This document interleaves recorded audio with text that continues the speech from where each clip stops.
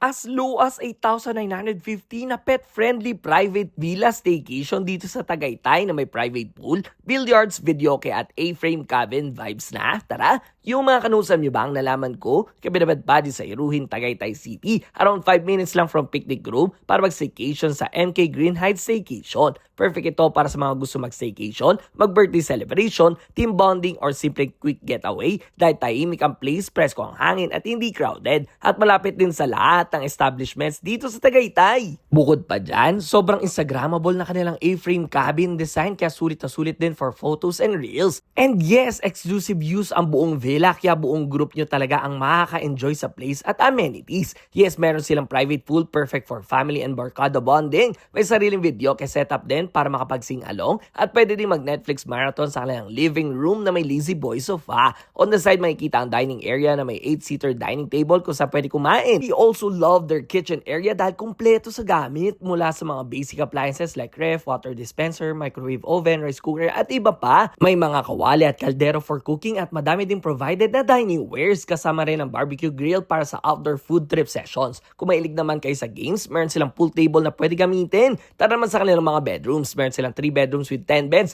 kaya swak ito for groups and malalaking pamilya. First room is yung master's bedroom na may magandang view at dito located ang CR. Second room ay located sa baba na may sofa bed, double deck bed at CR. Third room ay located sa taas na may 2 double deck beds, pull out bed at magandang balcony area na pwede pagtambayan. May free wifi din para kumpleto ang staycation experience, pet friendly kaya good news sa mga fur parents. This is the rates for your reference ha. O ano pa hinihintay nyo? Tara na dito sa MK Green Heights Staycation sa Tagaytay City. Let's go!